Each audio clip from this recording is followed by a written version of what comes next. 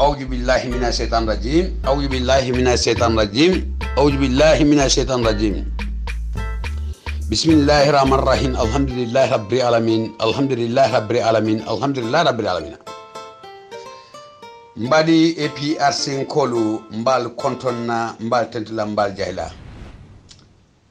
e mbemen no ma science hanni meto fo because na audio nyin ka janyada beta from jamalto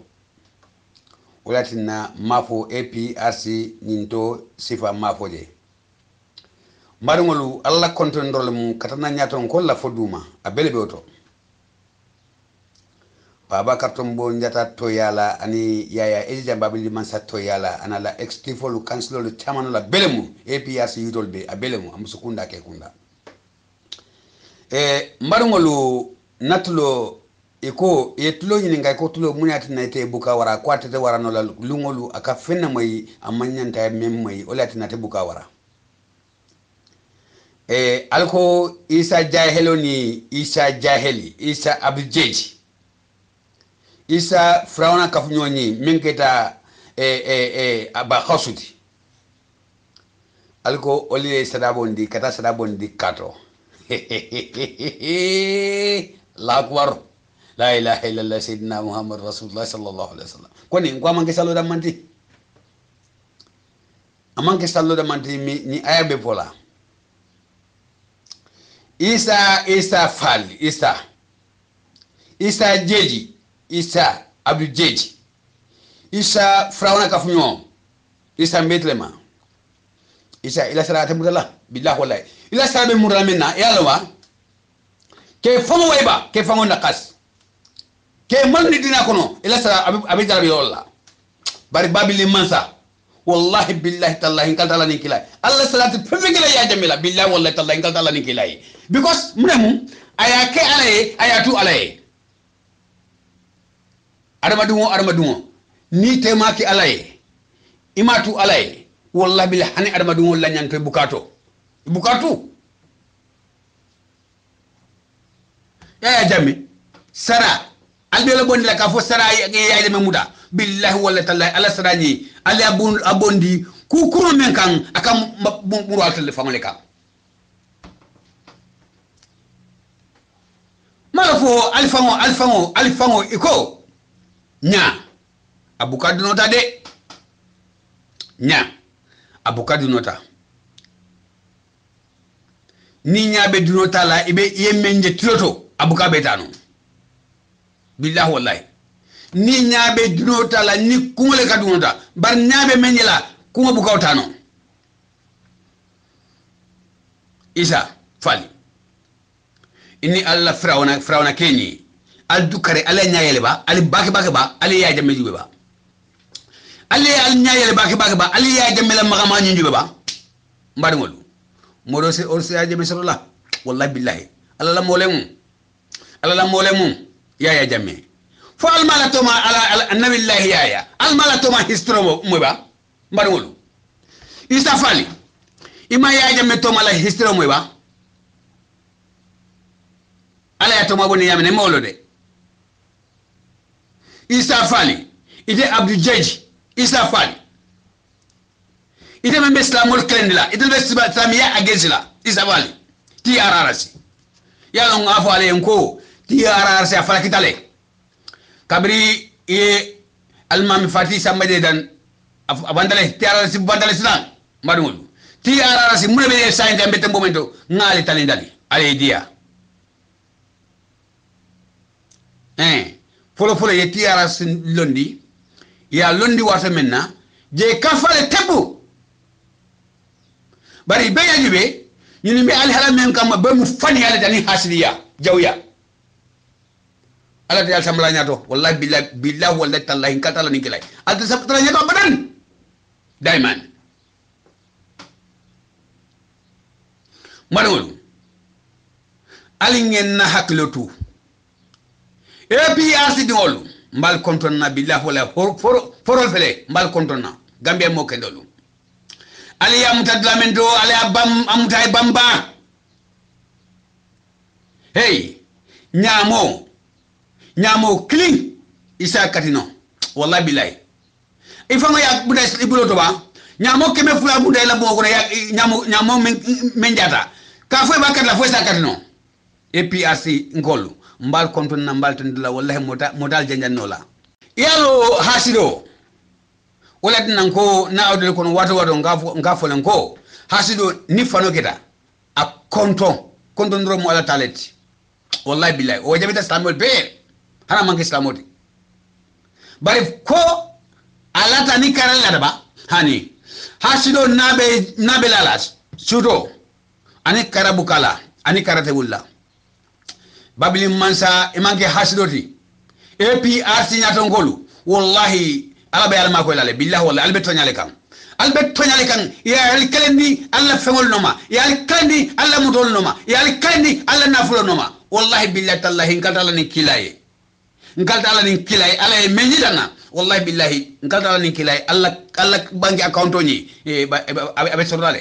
billahi be sodale ma fa be sodale man sa buguda bulu bari alifu e foromengi ala e foromendi nalla kumoto wallahi bil alba sordade billahi APRC la dungolu ibal noma APRC la dungol bal noma bi bal noma sini ali ko agonasi ak dunda ala kumoto wallahi bil alla bondi APRC la dungol kan ifana ka kilo la wallahi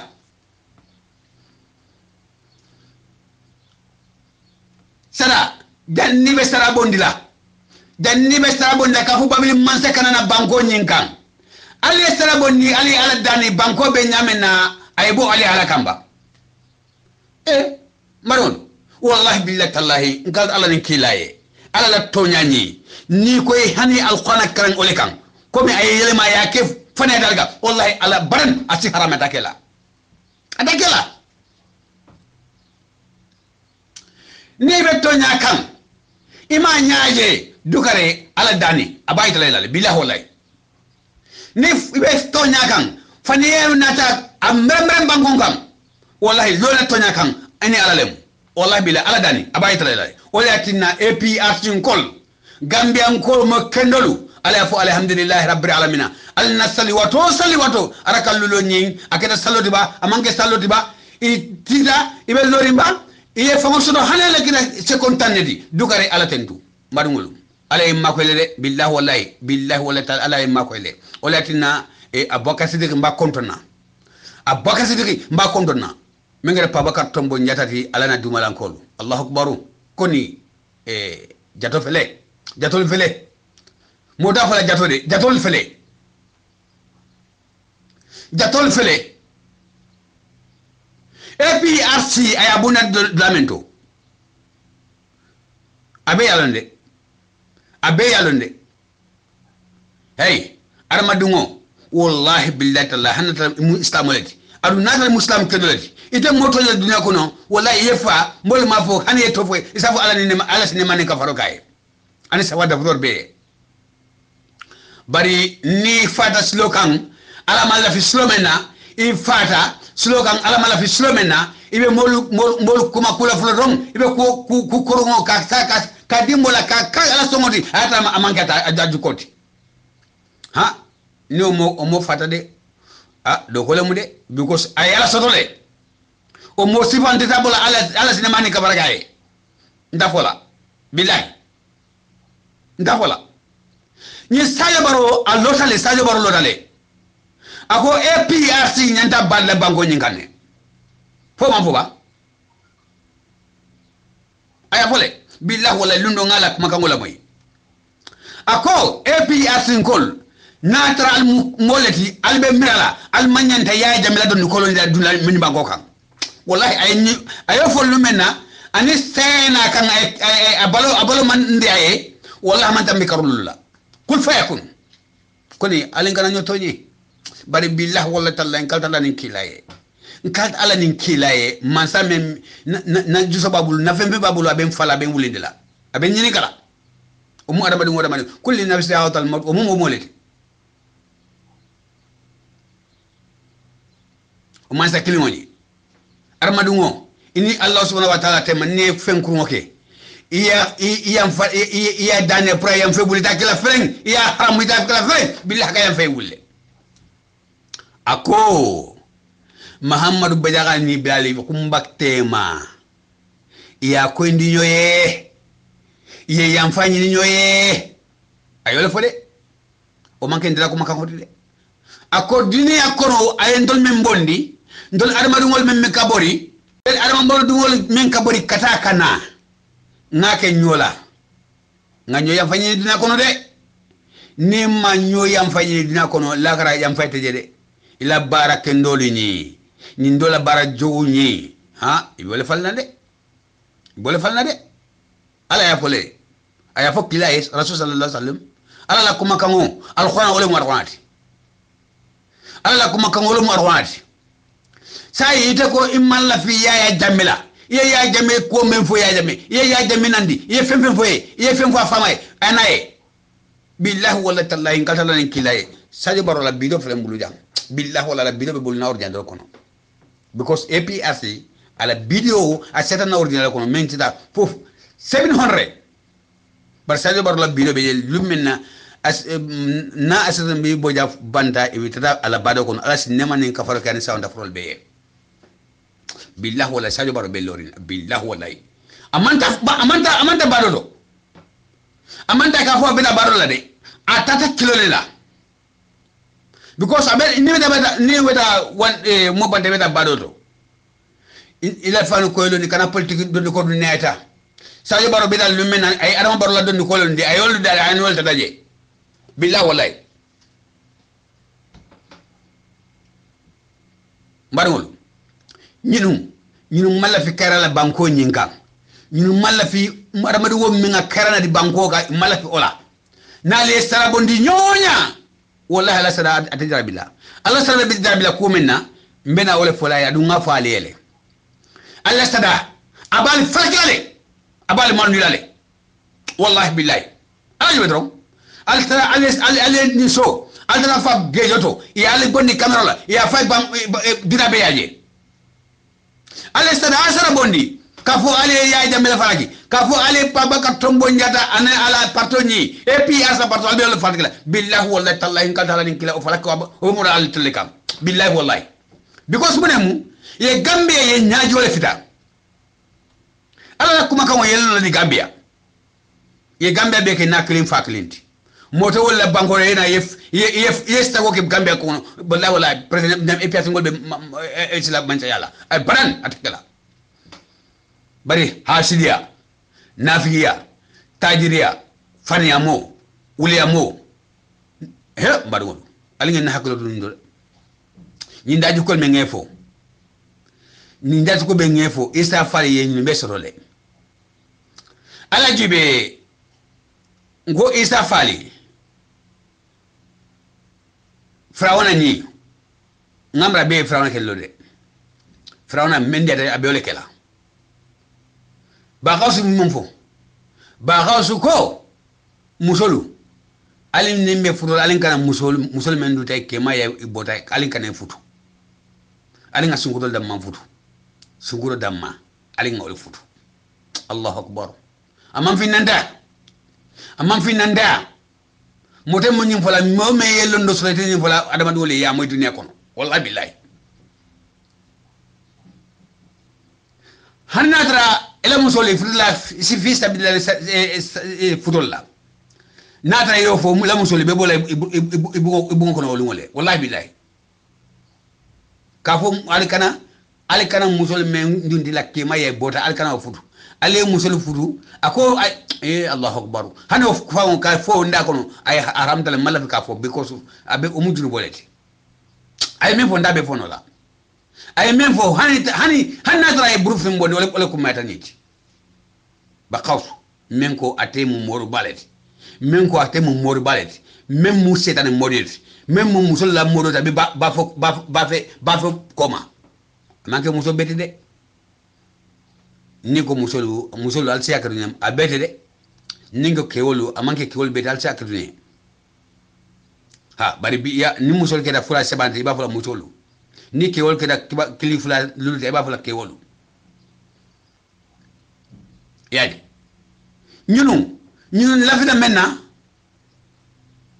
ito sala badan dunya kono ala se sonno wala mbari ngol ñun be la te fefe ngala be ñine kala UDP ko lu yemman sa yaki Gambia wallahi billahi taala kunule bamala fo kunule banga moy iko UDP ko lu fa ngole afale iko nitul ga man sa ni babe Canada la Gambia ko lu wallahi billahi galta la ni kilay est-ce que ala so ma koy atike la bada billahi wallahi mbadi ngolu eyaje sadaje sada nji sada bondi nasate kono ka fo sada bondi alhamdulillah rabbil alamin banko beta nyato nyamena sada bondi ye molkili muslim molkili yena e alquran kan e suboda kudola ise o beke sada bondi non fi sabilillah wallahi billahi bari sada bondi ala e kadi falaki wallahi billahi falako nya abadam tala billahi wallahi falaki oni abadam tala isa fali ibe falaki la de ye falaki comme frana be falaki tala nyamena isa fali isa fali ibe malu la de ye malu comme frana mal tala nyamena isa fali iko be sara bondi la ya jamele iko be sara bonda APS ngole imaje ala e waywa dina be amo sai sa dina tango nano be le bawla ka fo isa fali atata sara bondi kato ka fo ya jamme kana na banko nyingan Allahu akbar la ilaha illallah sayyidina Muhammad rasulullah sallallahu alaihi wasallam koni ko amange sallo dammanti aliaje momo man la fi ya jamme ya singolo ni Gambia be malalde adu memu la promoti ye ku kuroleke ye hasdaleke ye nafgaleke ye tenaroleke ya jamme koma wallahi billahi wala tina imalafi hey marngol al sakadu ba alama dungo num mola jilobe la kido bo ko mutaw nala kido ye muda kido ye muda lulu asal isalon kafo yala jilol soro lula wolungo ya jilo soro wallahi billahi note mola jilobe mola la kido de budala APR singol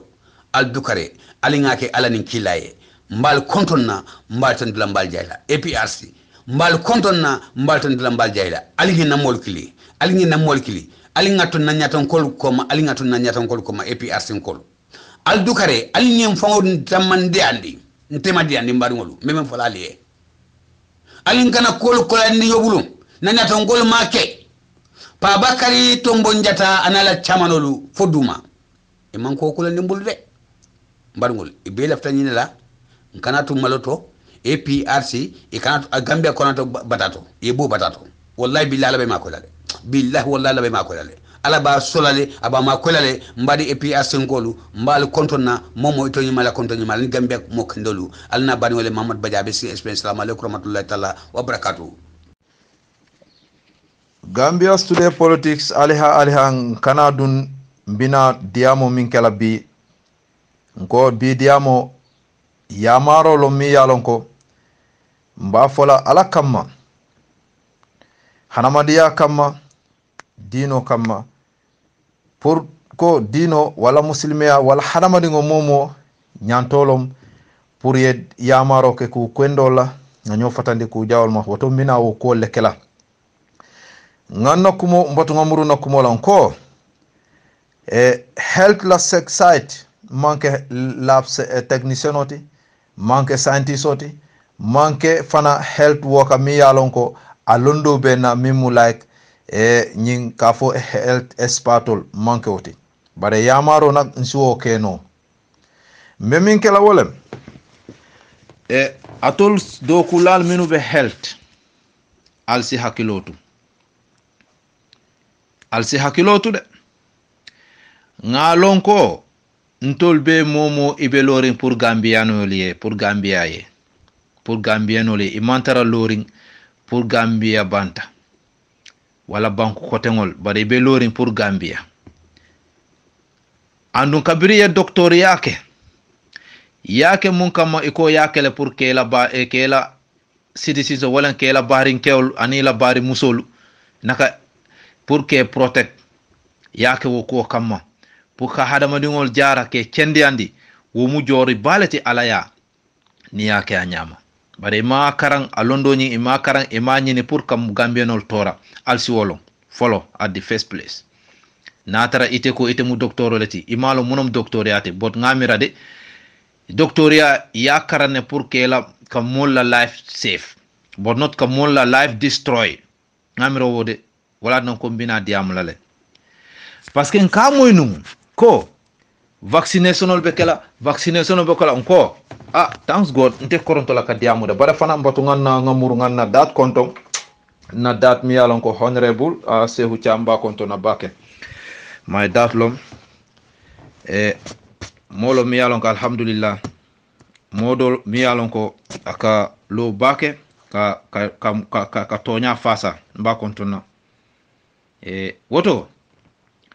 batu ngana muru nan ko te ngatenten mbe ko min fola pour gambienol mum be ci hakkiloto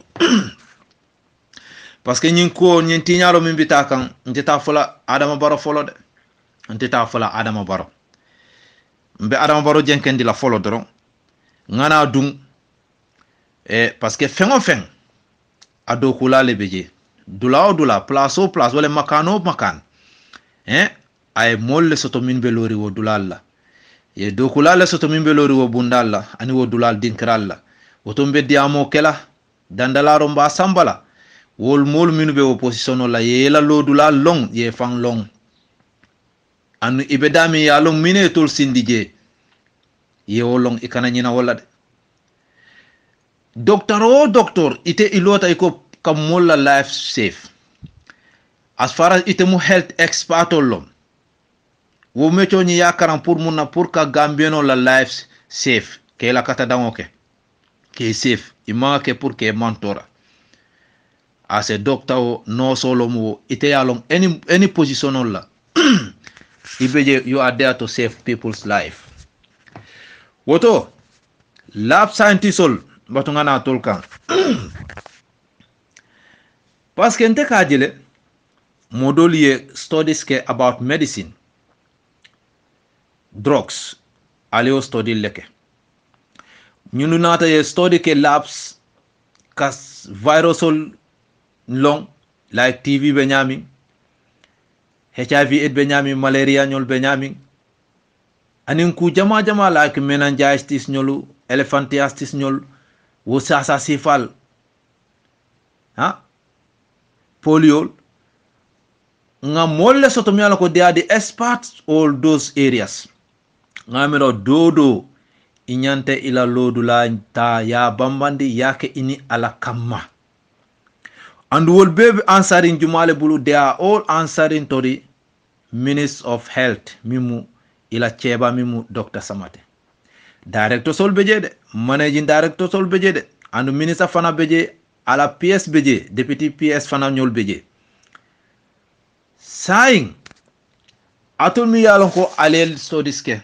ni areas minna kila la diamo ala hadiso nyin a diamuta bare molka hadiso nyin ta ka kitindi dami ka sembendi kara kilin la bake wala siyata bake anun hadiso man sembe wo kara dula wo karo kilingo nyinde kila la hadiso akami fo kullukum ra'i ko kullukum ra'i atul dodo imu kantar laleti al dodo mu kantar laleti anu wa kullukum ra'i wa kullukum mas'ulun an ra'yati atul ni hadiso nak molka tale ka chitindi dula kilin nde mina folale aliha ko hadiso ni alkana interpret in a one side ni is general ya generalize le hadiso ni anata the whole body madama ikata mukallafoti ibali kuyata saim alimbatu ngana yalon tol ni hadiso on katale nga samba kulukum raya kulukum masulan rayatiha masakel presidentol ala benyine ka ala maral fengo fo presidentol da malomba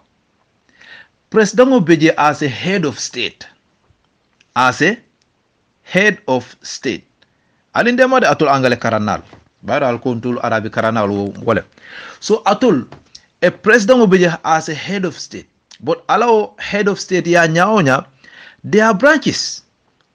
like cabinet minister sol beje wo minister sol beje pour munna comme ni yiro sa ayiri bulol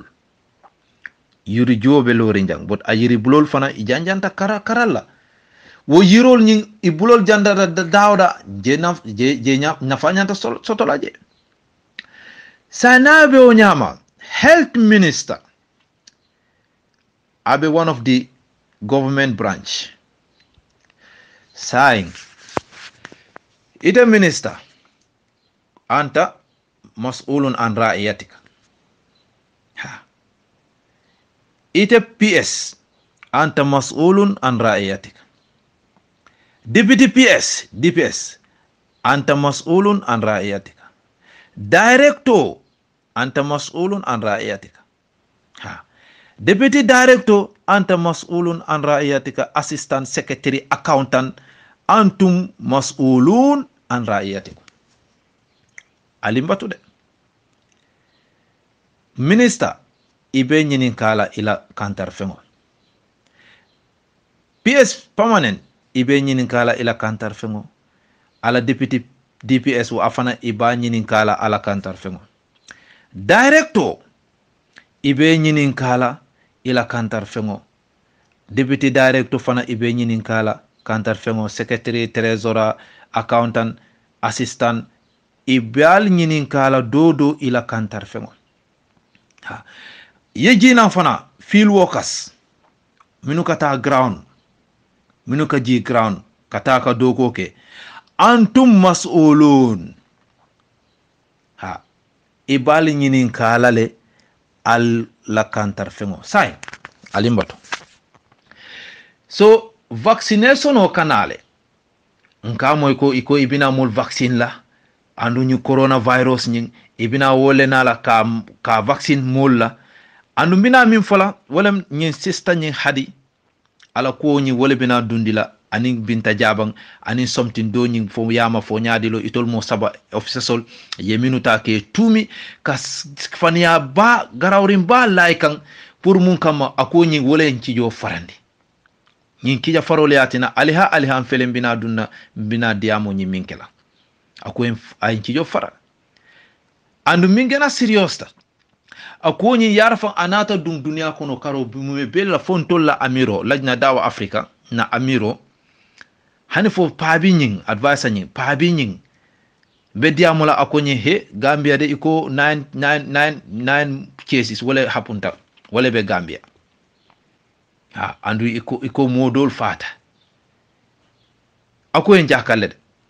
ako nunto iko mole fata gambia corona le afa ngo pa biñe nkay ko hani ngay ko o manke tonya ako ñi ako ñi sila alala takilla ako ñi ngasila alala waziru sihe ako akhbaro ñi kabaro ñi wala news ñi afintita from na minister of health from health department itol ka fo waziru sihe nga ko hani ko tonya Allah tanna andu ndefanan ka kato fe kele de nka fengo fe min fo ndefanan ka hajele ko fo nga ke tonya fo lati de bukala fe nga fen fo min abeda wala nambuka koronto ka diam bare nyindula de nga nyo saban ne balanta bare thanks God, thanks almighty Allah nata audio nyin soto mimu muso fango wo hadi baji kay ko nyin yeminu mutaten kay ko dobeje wo mun tol ntela sistalete ako sister nyaade kay ko khadijatu kay ko khadija baji kay ko baji woni te bebe sikil kay ko malon nak bare kabila kilin comme atol jani ko kabilatul fadil awumu wolmu Khalid bun Walid la kabilolom wo pabi ni amir nyin wolmu Khalid bun Walid kabilolom nga ko bay ñin diamu fani ala tide tonya tejede nkay ko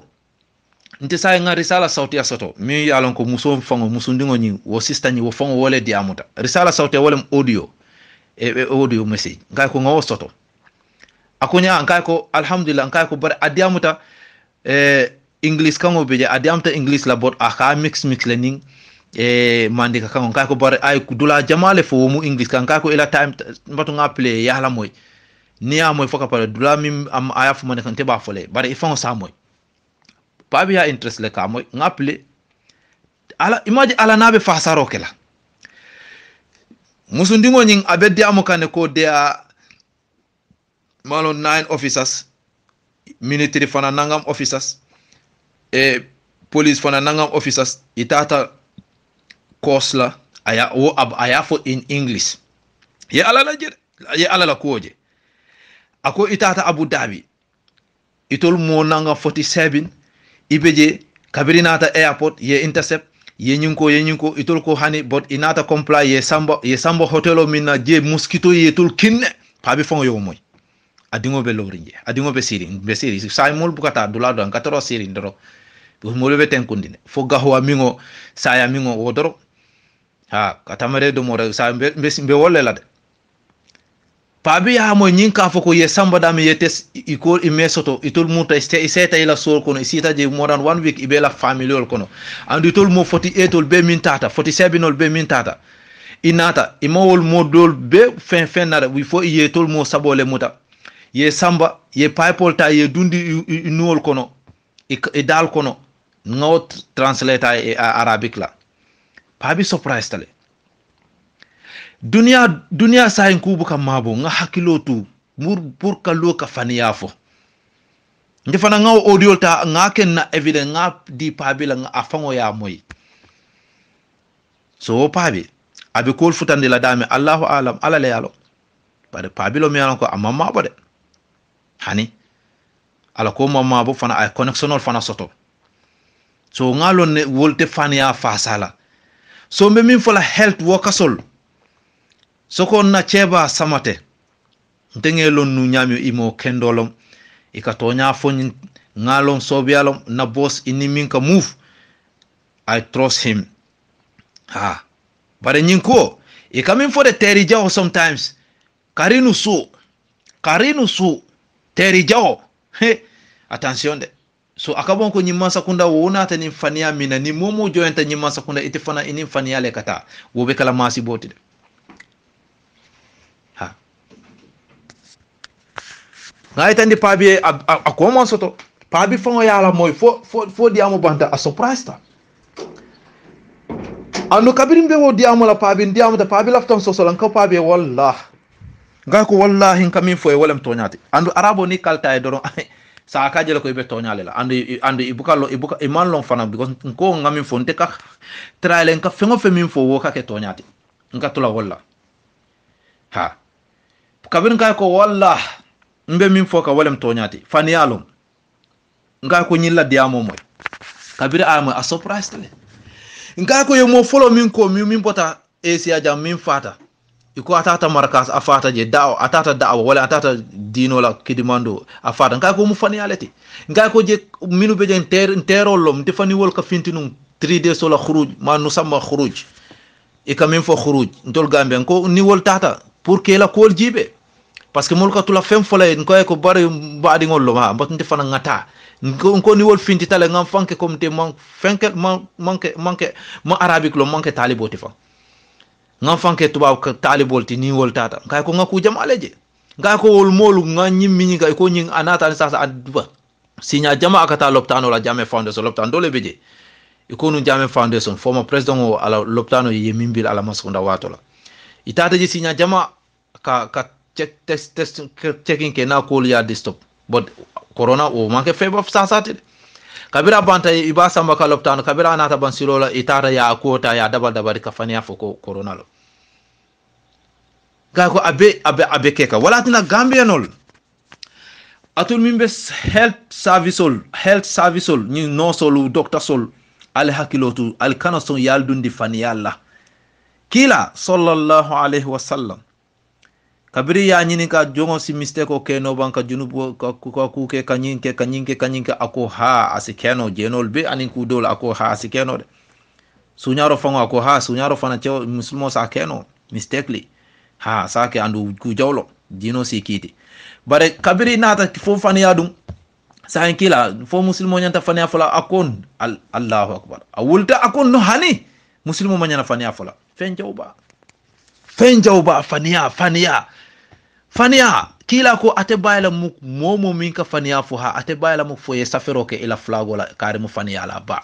la kra ini ni wolbe wullale faniya la ba mko munebe jarle ite kalo moka kala fila ke dundi faniya la fana yelo ye faniya fo so ali alaji ay kuro ke nyami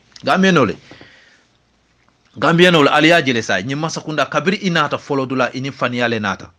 so itol fana ila maralo iba bele kala ni faniyale la fo lungo mi ibe bolaje ibe andu ibe bolaje fana ni faniyale la bare health service ol ali hakkiloto vaccination ol kake even former regime nga olon nun andum bederi nyamin ko komi ika fole ko vaccine ol ibina mul pengula corona virus o ni ibe wala kala mole nte kajele ko nyinte kenno parce que ntol nga lab espatol soto mi yalo ko eni boro nana ta gambe itol ba talale ya jibe ay contents mi soto chamikalo mimbeje ay mimbeje for something mi yalo ko abe mol protect la wala something mi yalo ko amambetia ngay ko na lab sol beje lab espatol beje mi yalo ko they did study for medicine drugs aning chemistry ku jama ngay ko andu wolte sonna pour ye drogue nati mi yalon ko posino lom pour ka Gambia la population o tinya ye song ngo wolte sonna bare say akoni ay njak ay sunule tumomi i tol say bebe lorin ka fania fo woto nyunu health workers ol help lab scientists ol ani health workers ol woto nte say ay sunule ansi cija farolo mi yalla ko cija farolo mi yalla ko na cijobe farakanne kaje ko ñun these people they are capable to anything because of kodo to moming ifele ye tumiro la minula wol fango fintita na kene bato ko faniyalon toñanten andu akoyta moli andu wolem toñati mom mimbe toñala na diam rete ka lonne mimbe faniyala na diam rete ka lonne parce que ila Allah faniya kabirin wo cewo min fata markas kabir ay fania fon tol nga investigation ol ke nga contact sol ke wol yemin fo wolam toñate atol ali fania leke alnato ko change kotoke mbadi ngol muno moti sa almaji health ye fania min fo funte fele ngayi tandi jang imaji alaka operation o ke nyami aliha manke fenti manke tous baram fele nga ko nyi nga keso nga koyndi minu jang molla jang mi yalon ko wol fana ala le yalo ko be futala dami bare san fania fenta de to momi pabi ntemo anyini ka telephone he Gambia fana na this fenko wole be soto denje wole 9 case wole soto taje mi yalon ko wol ye mantoro soto bay nyin coronavirus jarasim ko ngay ko pabi la hada laysa sahih haza yakzibun akonye ngay ko pabi nyinu be fania le la to akonye hani imagine parce que tol imamira masakunda silo like Minister of Health yelo ye nyimfani ya fo watara tonyanten wol mamira wo hada madingo se hanyi wala mbadingol what is this problem mune be problem ko mune be Gambia woto atolu minu be wo do ko wala sande ay silere barembe dandalaro min kelalla aliyalo ne vaccination ol kakenu Gambia before la even former regime bare abe min kake akanale akonyin ka kisi aka koyle wokola vaccination ol yenake bare sayin abe nyamin aman koy tumo min say atul ali faniyale yitandi moliye health workers say Allah ko man koy ntewo ay cijo farale atul alsi hanino fengo yena aliyata alikodota alte konyin investigate la aliya tesla ka samba lab ka jibe nyin mimbeje mum fennom abina mune wulula ficho anin fo fenno mimbe Gambia na falale atol la ko sante o ay jakale tumomin ale wandi dingota hadi baji ale modol samba fo binta jabang bang anin jumalo fo yama fo yama sibobang fo mariama nyinata woto nyin parce que ngani minto ngwale moy bake even baytulay na bari dingo alaw audio nga moy wo be diamo kanje anu nga find out ke fo ñun la audio fana nata soto ñing diam tamina anu Gambia sa akoma mabo handi fo janga appelé anu fana ngayi tandi pabi minna sa ko ñi tumite je amanke excuse kuti evidence scenario ngolo anu asita pour moli diamo health workers all as careful vaccination ol ka kenu jamba akol katani good mana akata true way not back gate back door abuka ke wala front door akake wala say men jakali ali alon former regime vaccination ka ke nyim polio vaccination akakele nyim meningitis vaccination ka kele elephantiasis man vaccination akakele nte fango kabirimbe health national public laboratories ningal sol ka mouvle so kodo kana tinna alieta alialla badingol mantora from minister director managing director sol al careful atol dodo alabal kontibola alabal nyinin kalale andu momo e mantora soto alabal janila lakira lolungola ala mantulu hadamadingola alsi hakilotu kamont ka hadamadingol mantora hanneta kaba ye hijoke 100 times ilo junubo te konkonnade ini mari la junubo wosi konkonde bare ini hadamadingol la junubo wote konkonna andu nal tawta ali junta ali gambianol mantora dodo mummo keta gambionete ala hakko beje alni amari be kitila lakirala albe mu ala batu sifale ke kam mimbatina atol simol be la hakko jono woto atol mimbeta fil wo kasol mimbeta groundol to alsi hakilotu koku aliyake alni ala kamma aliyake tulungo kamma naka tilingo kamma subhanallah aliyake tilingo kamma ani ala tema fengo fe minata fereke ay ko yalla parce que ngalo na ñini lab scientistol wokasol expertol mi yala ko ye study ke chemical quality borol anin koku ngamira dodo te sonna ka injection o ta kata ka lo ke la muso pengwala kabirin aliyalon momo te sonna wala kata ke ila ding cewo wala di muso ka o pengwala ite sonna ila muso be denano mimbe susundi ka ha ite sonna kata ka injection o ta ka pengwala ite sonna la woto inyanta jela fana imanya na sonna gambian toma doli madama hanni wolnite manke kabila killing the but gambian as gambian we are ones. Let us love peace, live peacefully and love unity ngoke peace, love and unity ngoke Gambia as one Gambia mbe dandalaro kela al nganyoje kontol mu Gambia no let one flag lafta aliyoje ha woto atol mi bita feel wokasol ibal nyinin kala fana ibal nyinin kala parce que ala yal marandi londo minna kabri o londo soto sai natalo ka o londo inyanta dokundila woto sai kabri inata il tarata o plasola momo be duma mi alaka solata itela makoyro sai wo akabonko itemu amari la alfaleti so woto ala be nyinin kala le ila oppositiono ite mol mi mara ite ila marar fengo ye mune tamandi wolkoto yala tol kala katale ka hadiso fo ka fa ala be masakele tamandila masake bala office to de ay order le di ha wo order fana wo be minto minister wo minister fana ala PSBJ permanent secretary beje deputy naka DPS fana beje director beje managing director fana beje ali careful lab advisor sol you should be very much careful antum mas'ulun ala bal nyinin kalale so al hakiloto ala bal nyinin kalale de atul mi bita field workers field ground al kana kodo jibe fengo fe albe min kela ay koy vaccination ka ke polio jamono ya jeme la watolo min foma régime ya jeme menanjati sol nyin elephantiasis nyol anin sasa dol mi ka be kake nyin polio anin kudol akake but ako kata true way akatale anun kol ka research le fo ay koy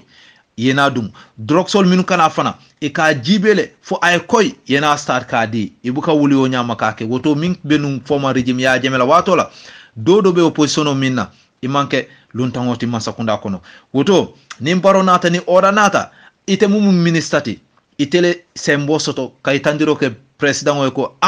nyinde minata anyanta kelate parce que ila wajibolom ite minister samate ila wajibolom yaje ko iko health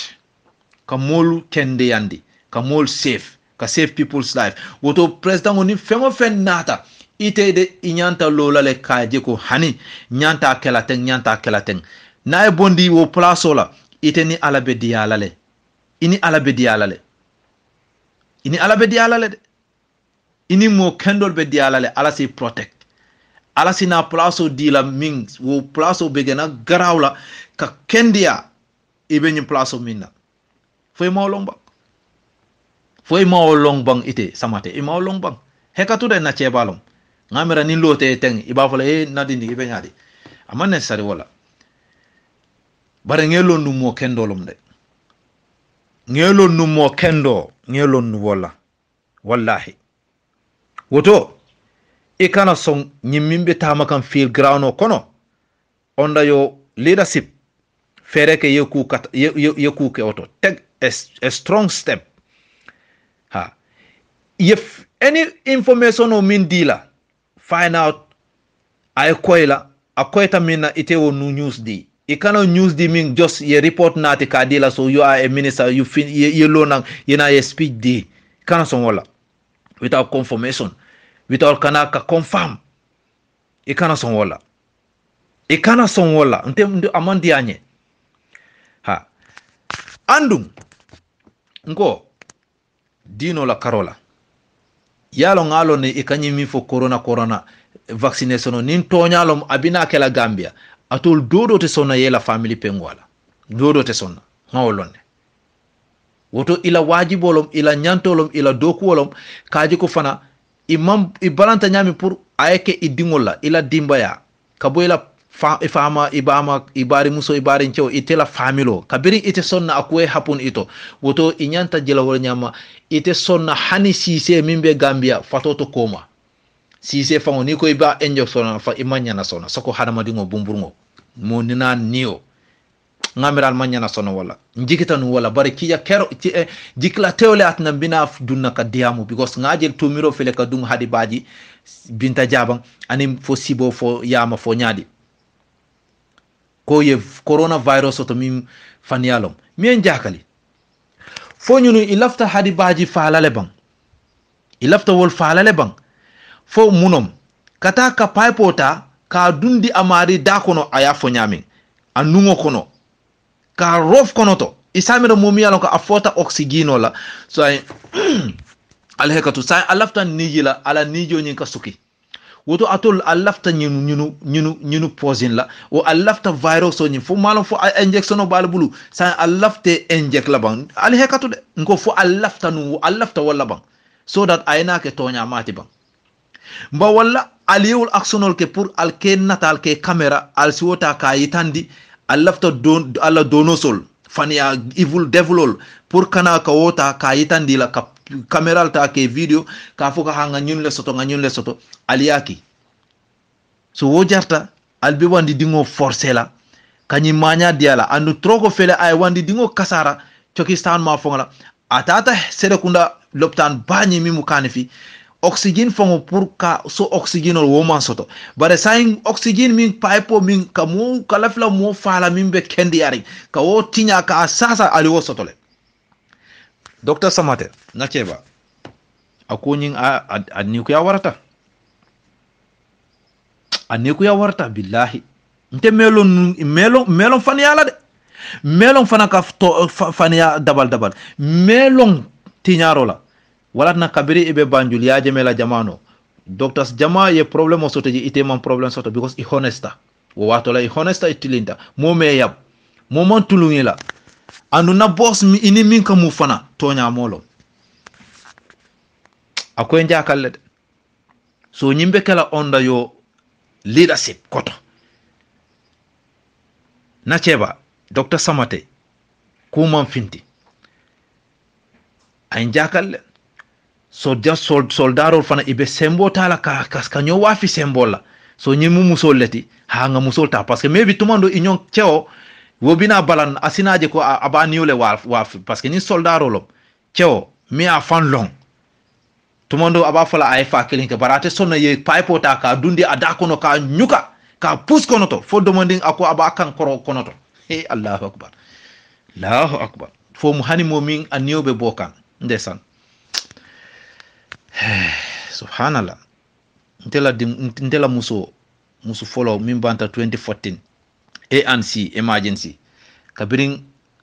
kuonin yalom hadamadu ngoni niyo bina bola sometimes how it can fix le machine ko kaje ko ka machine ñu fix amare pour asaso oxygène la kabirin abatata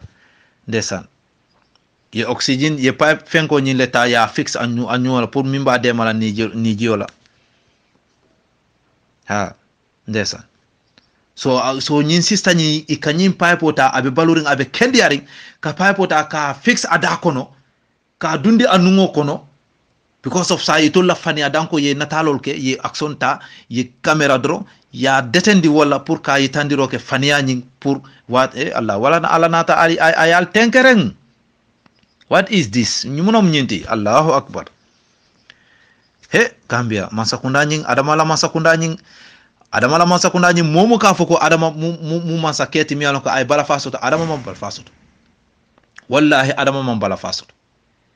adama ay bala fa mi soto len kodo ay kodo le bala fa so atebe kodo soto la wa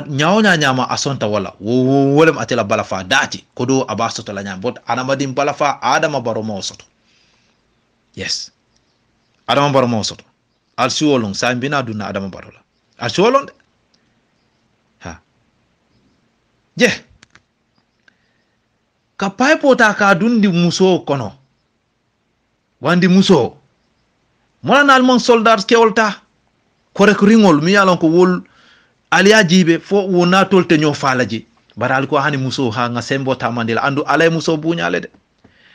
hani ate adama baro fon ay ba male soto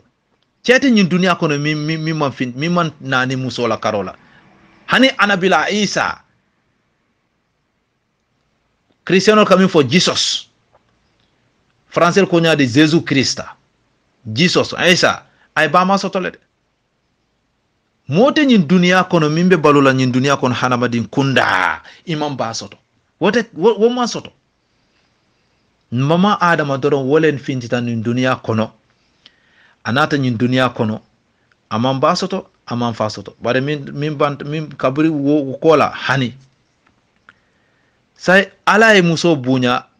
alko alla fania annala sembo albe wotala ka tamandi ka ke muso la ako en jakalle asuno warta bare hadibaji ala muta wallahi ite fala muk imanyunu la ngayboje wala imanyunu la ngaybo moy email momo dunta nyin ko kon koy boss fo boss jomale wala école amala sister call ya samba jede amma badin kol ya samba jede bod ye atolle tombong ite nyaade ko binta boja jabang ani hadi baji ani nyi yama malo nyaadi ha si bobang ali hekatu to nyi nyinata so ya atolle muta out of 47 people all ya tol damale mutano kanyin kalabante amanya tamandal kan ye sembo tamandal kan kuriya kamma bala fa baliya kamma Allahu akbar. From Adama Barrow up to down, wallahi, ning nyunula ngaibo, alamanna sembo tamani nyunukan, woto mbadi ngol, al salon ko, woto alaman soto, subhanallah astaghfirullah, alaman kana o fofang, alama ala kana o nanyin kumu, alama ala yembala fanna nanyin kumola.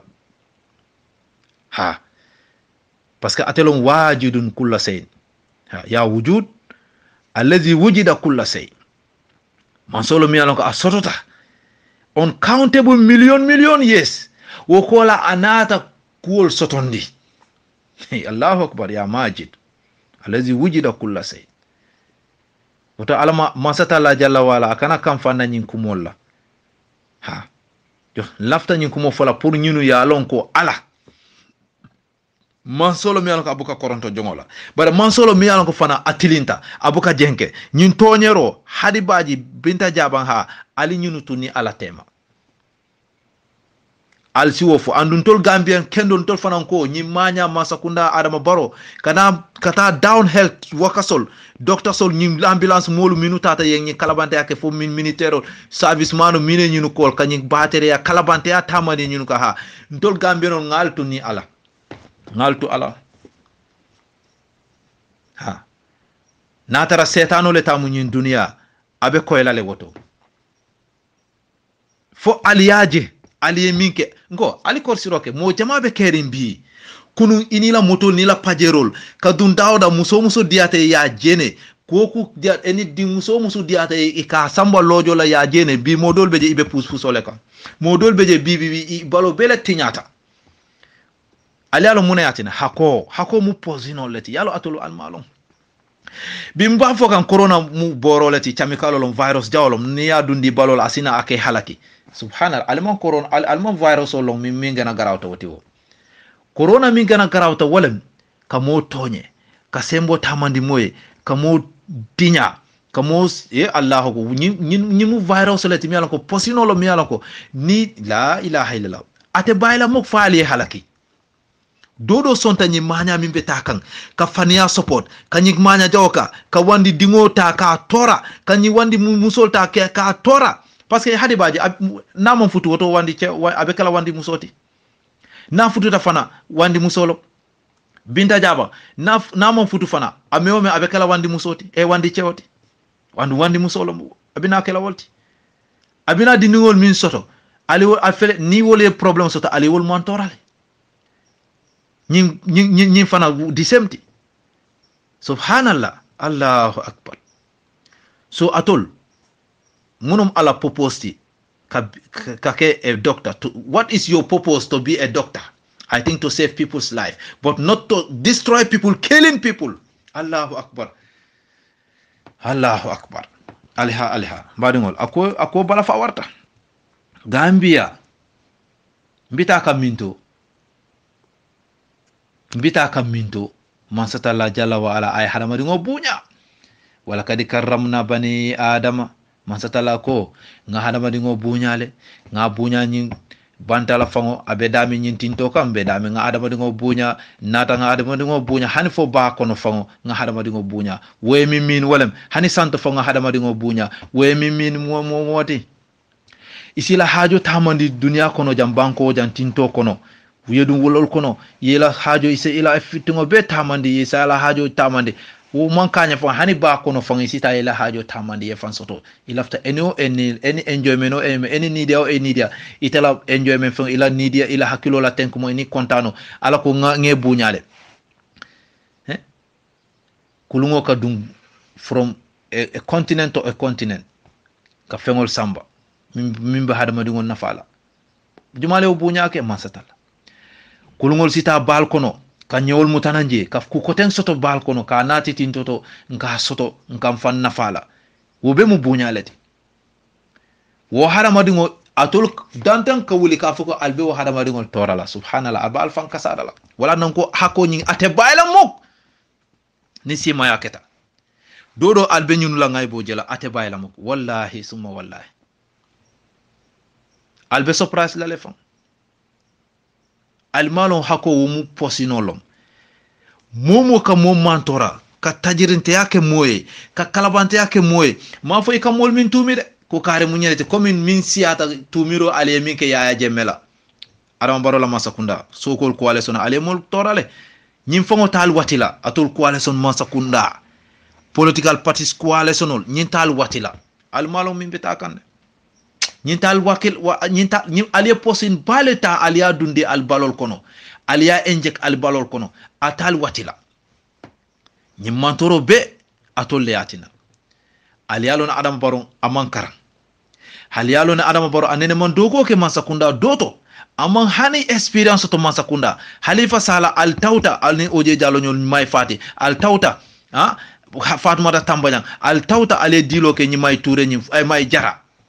fo Aissatou Jara al tawta kana ka nyin Adama Barrow ta ka foko ayeke alla flag biara coalition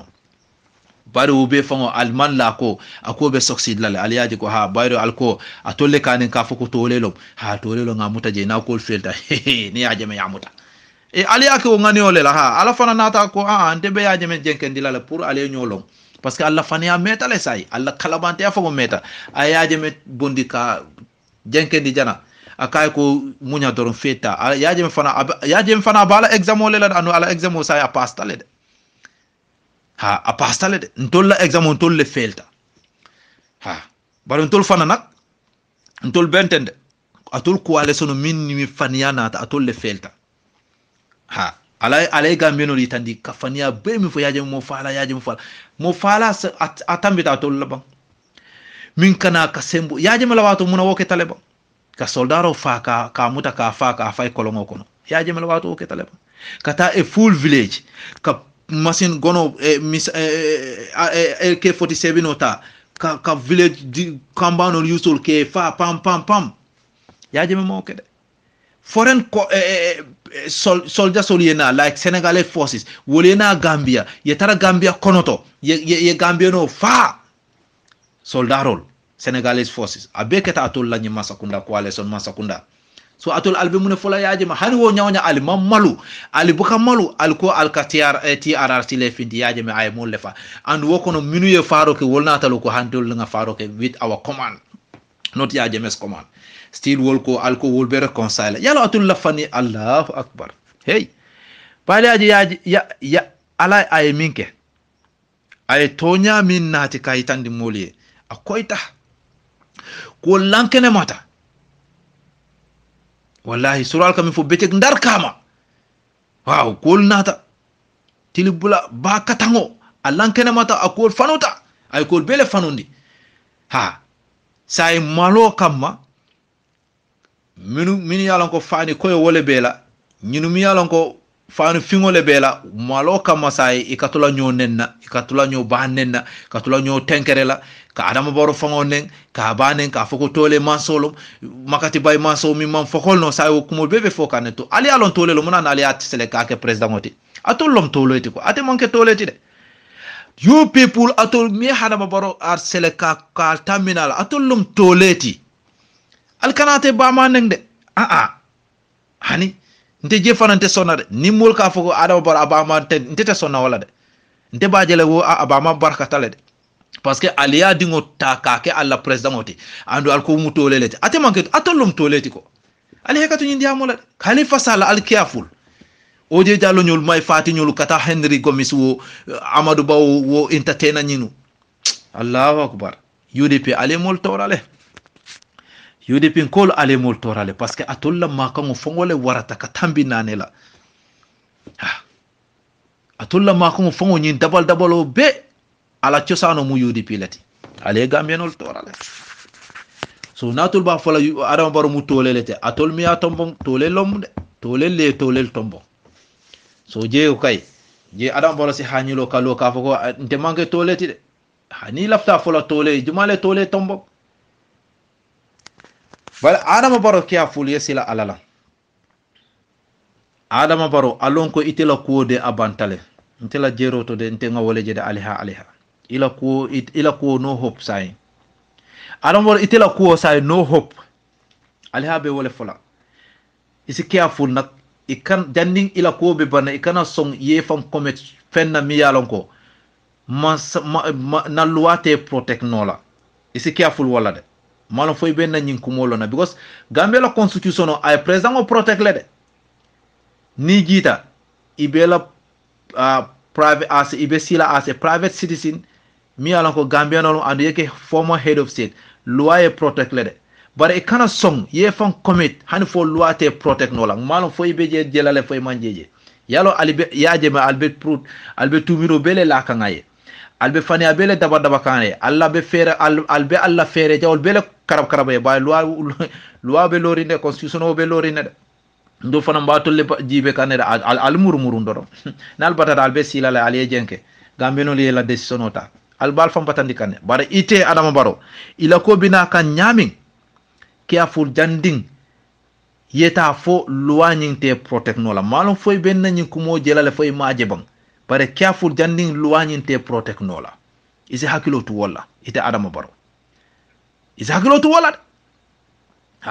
because ko bita kan nyamin nyaka si nyimol la Senegal la advice nyaka si wala ye Gambiano la interest o jibe Gambiano la safety o jibe nyin tubabu nasaral careful itol le tariyata ka boh mo koto ke jamfa ajibe ye minke Libya kabin koliyata yaji ko nowe to we itol kay lafta mina agenda ya sotole ha ye je burkale ha véribe ibota je ye Libyan damangol bolay be ñoo siol tela je say no president in Libya dodol bi ye dula min sis ilafta control la Allahu akbar Adama Barrow Gambia o doyata wala Gambia doyata woyeb ni chahanta fo ko nata nyami Adama Barrow careful e kana son fani fo luwani minyante protect la ay tiñay bulu careful nga bay sankare la diamo moy de akwate man sila maila tu akwate man sila maila tu de so ite mutole man salati akwate man sila maila tu ali hekatu nyin kumola de Adama Barrow, you should be very much careful. Health or service all. Ali careful. Fengo fembinala mu vaccine quality al make so aliya long. Mu bori sifati. Drug sol min bina alba distribute la loptanol to al fere ka aliya confirm aliya check. Alla nyantolom ka long ko nyim boro bete atale nyim boro man bete ka long nyim boro nyim lab scientist all expertol al fere ka ko nyi aliya find out. Food program all department be lori mi alon ko put food ka ko check alla nyantolom pour kalo nyi food nyi munom alnafati fo abetiata pour gamenol ya domo manol minu kana nga food fen ko soto because ibenu kairaba avenue ila office benu wolto bitum say malom alla nyantolom antum fana mas'ulun an ra'ayatikum ibal nyini kala fana alla marat fengo woto fengo fe mimbina mimu domoro alea check folo lapsol aliya check fo ñi produce ñi domoro ñi a halali ata pour mol ya domo chemical teje mimbe mol mantorala alla do ko al kana ko do jibe ni wonte alla halakolum ala bal halakila ni mo kilimant hani sise fango nayo mano domo anata mantora ala bal halakila wallahi al hakilo to soko moch mo hada madingo ñimu aliha hala ya maroti ali min tumi ya jemema alaya kule fa aseniyata lew atolle jawyata atolle manke mo kenoti albe gambia dundila hani fo science hatred be siaring ale nyi musol tonyele ali convinced ali bulay firi corona mantara gambia ale jamengol yele mole saloke alla fania ala fele aya lankene male say al mol dahandi bitukol yele mole continue ila kola nga hakilo tu doro nga careful fania nyin ala ya lankene ma aliha alhambe danna jang ala male be dema. Assalamu alaikum wa rahmatullahi wa barakatuhu. Be tanje AFRC forum mol be kontonna including Aliou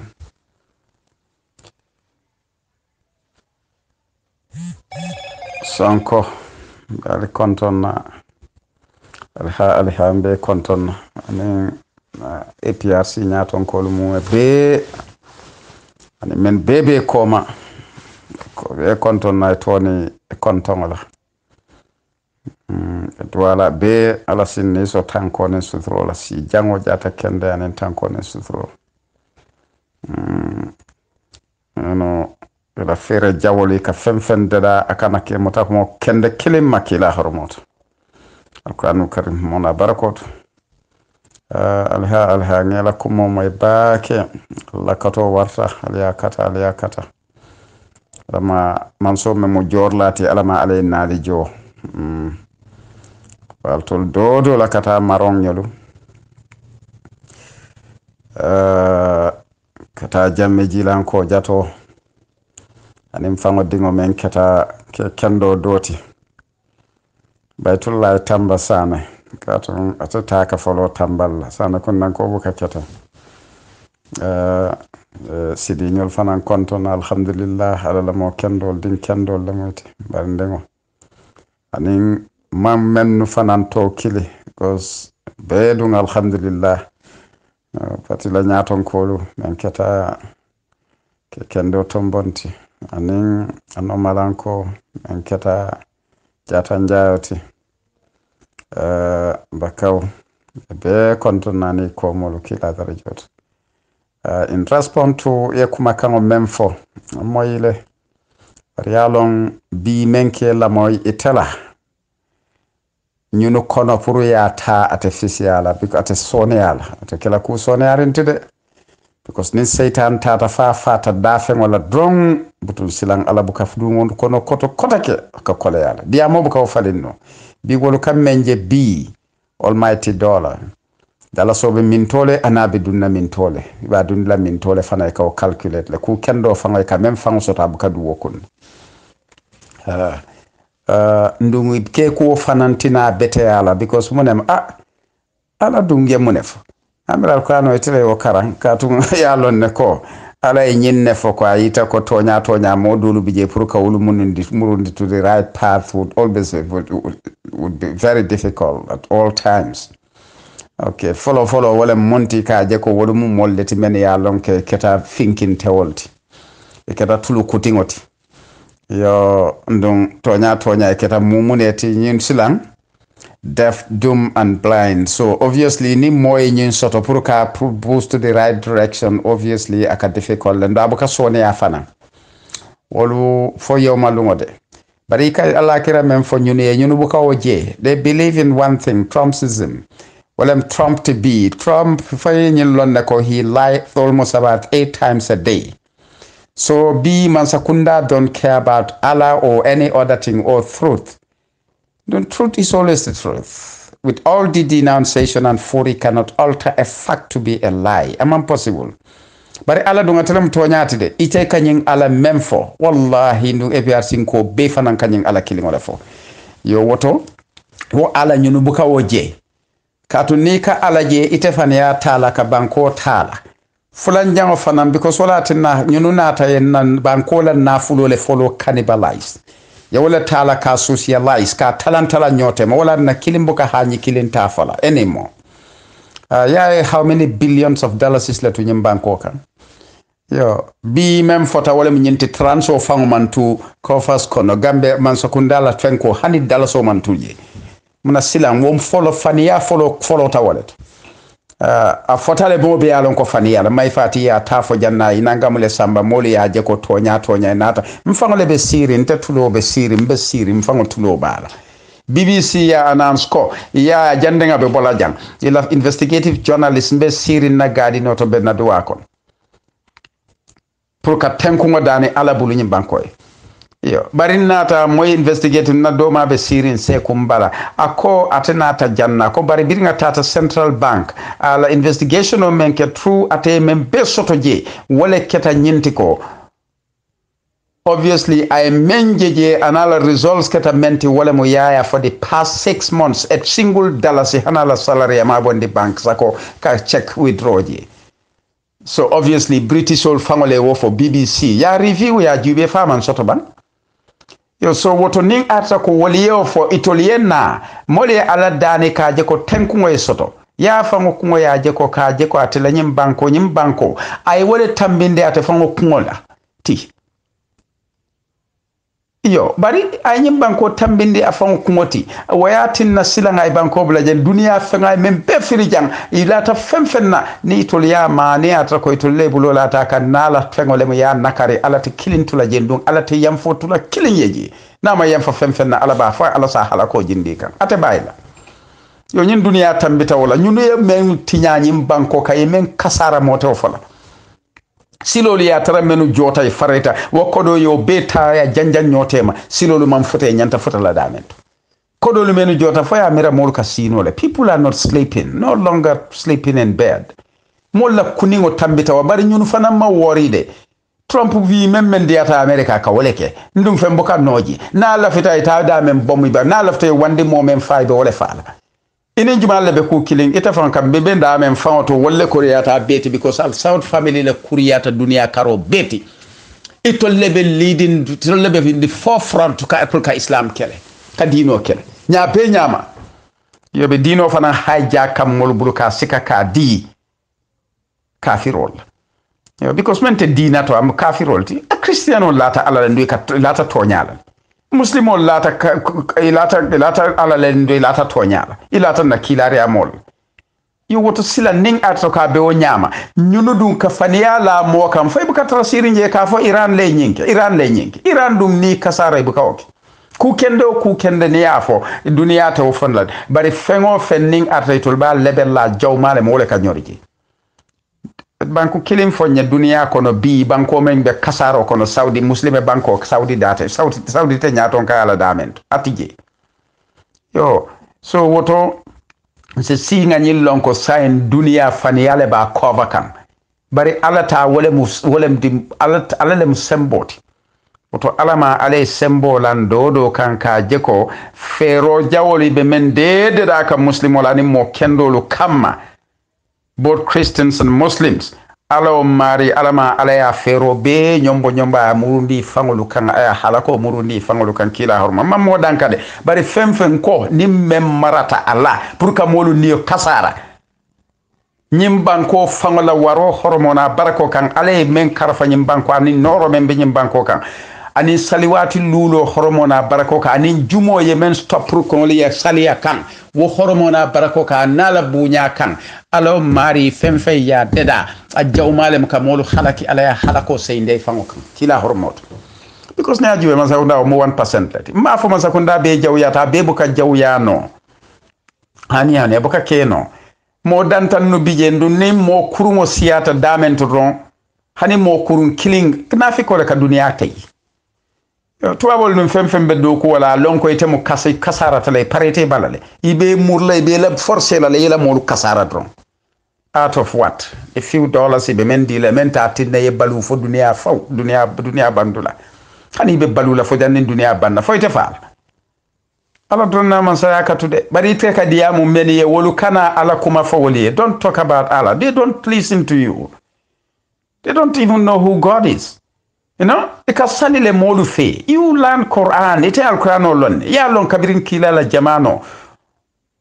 Muslime kendolu be halako menkono. Kabirin kila fango beleta. Jamdi muslimo fangane kila fango belela. Bira beleta. Jumal le ka tarasirin karale kana fe ka itandala ko nitele mu yeboje ta karadole ko le ko natolem kafirol. Biri silaman na soto fereng e nafiki malike fam kumbondi ko e nimisata da fa yemen beke kilaay to nyaati jede o mumo nenelati fani yardo nabije tannum bi al Saud family ta tarla kafirolu nyaato ka islam kele ka kafiria sembentuya ika kawo kala Syrian ol ka be fania Syrian leadership ka be fania ika femfel la sialu kan ka fay butini na be fania ika femfel la Iraqi sol ka fo nyen abe wulia terrorist all security is only for the West and nothing else koyo drong abelari wolle West drong abelari tubabolle koyo yaw moy dawda security mu wollati to the detriment of ndol fango sio ka kuntu tubabolla security le. Look at South Africa. What it tambita mol demonstrator pour yela your salary ni la working condition are falling. Yemuneke. Foima wojube Press TV, if you want to know about what exactly is going to happen in dunia kono, mole Press TV muta. It's the only independent station B. You know? Media meya lonko dunia ibuka fani yafo ye fem fo katra ya verify and intonyal tat. Wolle be alay. Du momo koye ko wol musa ay manta fenka fay ko won fani yalti momo koye siya ma fo west ye siya men dedade pour ka islam kelede pour ka fo moli ko ali won rasulullah ri fenka jana is fake de wolu fanay tolle wodeda just like ye other sect create nyame islam kono yajel ye wolu create nte be to fo na katung ala be london te boka keleke boka si no fenka but the thing is we all knew very well what is happening to fangola dino kono. You know, yo ibe mune kele kan ka fa moli e ko ha fenko mem betea ñi nga to dum muskoto salo mol man ñan sile ka karam fo mol ka seytan le to foji no atolu karanalu fana mene ya lon kale ka karanyin dulalu to ala kata aliye molu kunindi because na alifalu wolle folota nyinna molu kata mama nyolu wolu ka ala bato kelendu ka ala le dani walla duwa ka jabile ning ata ko wol ka menke no muskoto salo anen kala masalo ta alqur'ano ka skari sale jumal ko jaman kono walla misirol walla ila bengol muslime bengol nin ku kotengol to ning ata ko kasolem wallahi bi sa fako wol betar la jahannama nsi sin ka wol do yaba nu wol yemen fo non to ala kamata woto ngan hakilo tun na dinon kana bula moliya hayja ko bulu men ko ta kafiroti ning the same al Saud family wolle bello wol killing wol lebe lorin tubabolu nyaato nin kafirolu nyaato pour ka islam kele ka kafiri asembentuya wol killing wol le lota wol killing wol le lota kili koteke ka kila la saibolu be ko kuntu jamangolu kono kana murun pour ka kila la ko be dibeng saibol nin ku kote neamoy karibe sotla walla nyi mo karle fango bota kila bala itata nyin tara Hussein Hassan tara ani la fango kate tara fango ta kate tara Iraq pour que kasara je ibota mintul saudinte is the same Saud family molman history long tubabolu ka monitor le kabirin nung e ka menu use against Islam wo killing wol lebe bulu inate marandi dulalla e janjandi ko king setene ka moy le carte ka fay woldo. If they were sincere to themselves, ite molu dondi ko king lem wolti man sa kewol lem carte bu ka fay because he be bulo konole ni lafita banku wanko kasaral muslimol to ni lote fandi ya mon dijan Jordan nim fen ko li samira ko lafta muslimol lal Palestine nol be halako men kono be nyaabala tili wo tili nga lonko e ka halako ronne taki yo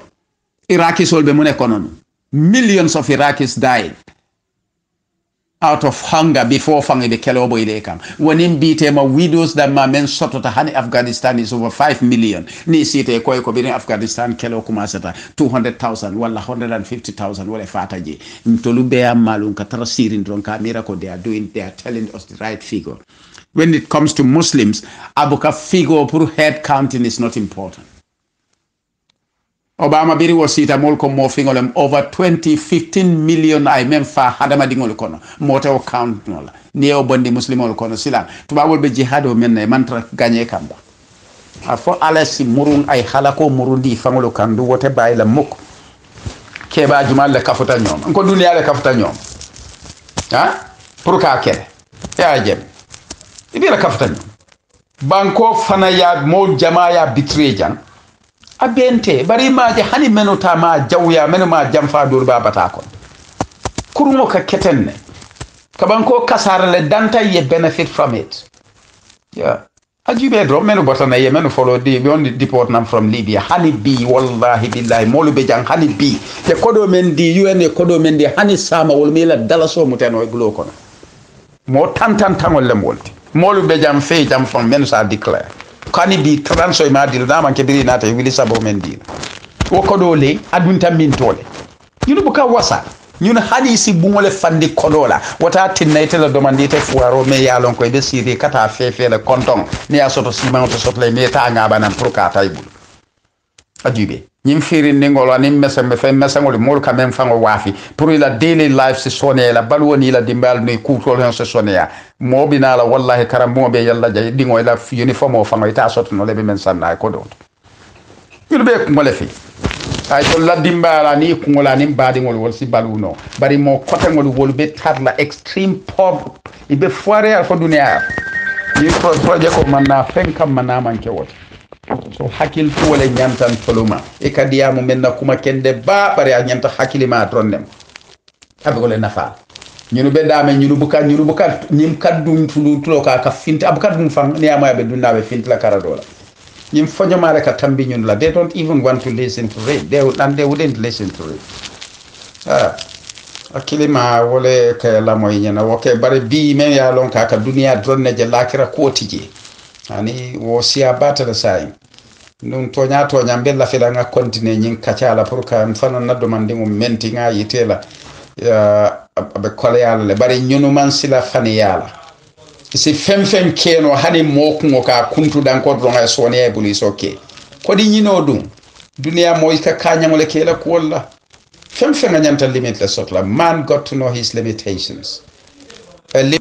bon tol de mal limit la soto birin silantolu nata ngam fanje puntum pantan na gambia la fengo kono molla namo ni la katako ya kato men beke nyim banko ya na fulo men tujan wo fanga gambia be do kule gambia no men si million soto no ila account le ya landi je billahi wallahi ame batandi fanna be si keno millionaire na fulo men tujan sni me adina ibutum sila yem la federina kam because obviously there are leaked documents many are long ko ibe leaked and do moluma long bol do bi wol man fit ni la feta do li tenkeren dina jodal because ala buka sino donc ala buka koronto de ni molu mutaye do lu landi resins walla do lu landi lungo be soto la wallahi ala le be tol dundi le fa ngala prisino kon donc ala la nyafuro fa buka kanaw ate bayla muk nte buka diamo buka la fe bari nga jele ko sayin nte fango jusoye wala minte dino dino ina ta dunga kon hadama dingo dum wo fen teje men tambita alal marchandise tambita teje men tambita hadama dingo bari sayi to lukungo ye molle fango ke ye civile no anim mo koten o foirol le ke la marchandise olti wala be wafila wal niyole be wafila ye kasara ye halaki because sa man sa wala ni ko silam na lonnalu tatale foy sembo di mansa ke wala dunia mansala ka yitandi ko ni mansa ko salo fan kanake mo manya ke la hako ba teleka mo kilingo mo million fulala hako wala mo million sabala hako sitaoka abe munekela wolu keata wal ala fangola wol mal lakira kulo nyaton kolo men bala office o camera sila ala ya soto ajude dro to mal lolu kala jang kati de fata kar le fata ibe molu dolu fango e fata police le bulu jang hani time wala wati tambita jang e police me bi bita bari la kanyi nyolla isu kana mune fo ko kana o kangole la ya kan wallahi ala ning molu mam fata nyin kendingo ma wallahi ala be busakela molu la ibe ta fo e fight nyina nyin ko do be bannale bari modu gameno nata be nyin kono aka mira ko fengo nyin te banna fewsa ko nata moy ko kodole ba ko nata moy ko isa fal fanan kaye madam for charity what organization aka o kodo bo minto aka ta men nyine nan to abolu bul pour fani afo kam molu tumal ka molu senyola kam molla dino kasara kam molla dina nyaton ko luta ke ko senyola anin ke doya duniya tema wallahi ala buka koron alama alay kitiyo tay ni tema kila darjot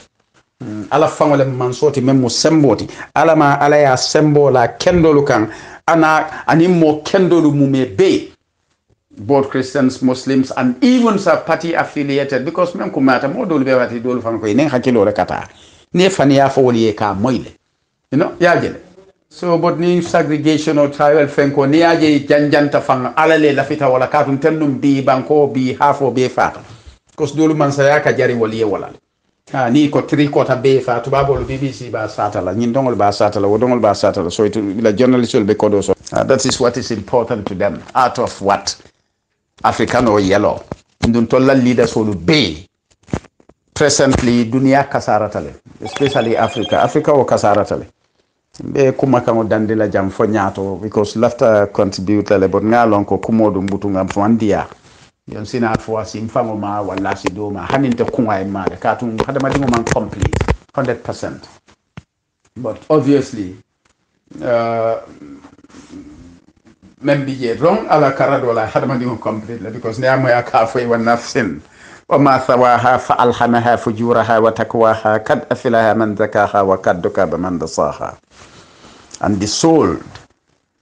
and the order and protection being given to it as to our wrongs and rights. Quite succeed, whatever purifies it. Yeah, and fail anything that was rather corrupted. And adama dingo dum aman complete nyawo nyambare niyo be je me yalo wala mistake obuka feade. Because Allah le katari fari woto tap jandin saitade be dunna wakata butu wo defense mechanisms bije as a self-protective device. Alama alay nal continue del kando member la pierre dingo mume pe alama alay o kando continue nal kila hormot alquran ba hormona barakot alay nali kanta kabo karo be to the best barrier meya lonko against satan anin kuruya anin tilimbaliya mume pe alay nal tankala fem na de data jawma memma de data tala muru kan katum bi ni ko kafiro alama alay nabi tanka awata te kafiro bu ke fonya nyin tuwawol be nyamen bi ye men da Africa kam may be lafila la ka jeko ya execute because wala yatinne kanna nyaton kol facilité pour que sindi ndi yison da me yatinne ye sindi be foysi so wala de foysi wakili ye force ba kala because ni wonte be jenkendi nyame tata lafila du nuite kamera ko nyimma dunia kay ni tebe jan nyim place auto inena fala doto jere ko jawra ye lead janne manipulate mislead to every other level le men nyawre jawra man sa ko da wole modu kasara men na mo dunia la ka ofo billions of dollars is me alon kay Gambia ke Singapore ti yo wo ko dole e ma be kanibe ma be janjan nyote ma jam men tata e man sono lu sang to abolia woto babu kiringol la adil e murunte kan ko te ka kodo landi la banks muna na ko do man sayna eti wan ku men keta jam mo baaje halako biri wakata ye mem halako men la ye ngan kantato men la Gambia no kam moto dang fo no muna no ko man kiti na wuli yalu debe jang bo kendo me ya lon kay ku kendo da malaki nyimban ko kana woli ka walla image tanis completely pour dunia e fa amre mo kulolu wuli nan jan eke sika ke samba ta le fo buyam ke kendo bije Musa kay baj basan ning ifutata ilila GRTS la moto drum butuwo wakata ye fure ye mo kulolu ta ya ke la moto koma pour ni tata dinko syndrome ye mo kulo wuri na ya sika yo sikanan ya je ko pour isaje camera ko ya bondi na wodin ko le ko kende ngo ni le moto be tambila do afana e motorcycle o sika parama e bule no e katale dinka kensa ngo singa katala lori na nyabela ya din ko se ne dinka kensa ngo si ya fenke do ngai pare ya je ko fente finti la je he ko di yana nkai te mu jatol nkai continue ala da fengo te fenno lema be to nyale ta nyininka ha yo abe lori mona hani biya mantra baluri bi le ma be baluri ka tambe kunun yo dum hadama di ni silata sayala drong ite fenke no la memmo ala la koti na nyaton kol du wolu pisalta le badalta nyab jamaak pedalta jama bale badalta kon to alama alay ndema ton katu ni nyato muslime nyaton kol woli sino bula dawda butu ngalon ko tinyaro nata katu sayin dunia mansale tambite ya lakirata meye da ay londo dila pour isi molu sensitize ke bondi sila kurungo kanke samba kila kendoka wol famo kanake the leading force pour ka jeko don ka mol famo mislead completely. Is that a good sign? Obviously, it's not a good sign. To me, Ntamaje as the best sign for, definitely. Maje wanyama. Tun silambe kumo dan naten. Tawde mbijanne de butuo. Atang salonko because nte jandim tebe wudula mfatale. Mantra baluri. That's what I believe in. And they themselves knew very well kolungo be sotola. O da fengo te caring. Kila da fengo men alabe men kan la katambia tela. Anabe mendala ka kala fisamante ya tambindala wo man hotije bara wato le soto abalota bonna fatale nda sa kuna ngonenele so nimben da fe ala sa petunoje like sampuloti dunia bendung alla man sa ay no bar ne aja yo faka itandi ko da fe klinte je men sata ndum kolea tije o man taki so momo dunta kolea kona lonko kila e fenne taki woto ni hakilo murunta ko no to isa lonko ya soron me won to kila man dum kaso kono ka fani yala foy because kila mana birabe o boro la tata dum bere huwo kono o bere huwo kono tali man na fenko man na jalo laji kuno man na kilo laji o mu kasoleti abe detole ya dundije kasole moti yo ni e modo soron ila tonya kan kana mira dara fentiji ala drone ne ma lonka wato dum lungo be sotola wallahi jesus non be soron janna foy me soro ha emanal bari lungo me ye bulaka munte fele dunia kutole arjana kutole yelata ya bari dini kam wo muta kota ke daga soron on lawfully ka muta ka mabok because of symbol bela ka panela molu kam men ya lon ko tonya tije because of nim dunia min molu bije man sila alala taden tangalo ne ku kililata alala wallahi men lafita fana men lafita isimen kenna ya kenna tadum because big dal tonya ka foko manera sa wa ngalo de after all fanande barika foko fanam besila la ka tonya fo de wotijede le tonya folande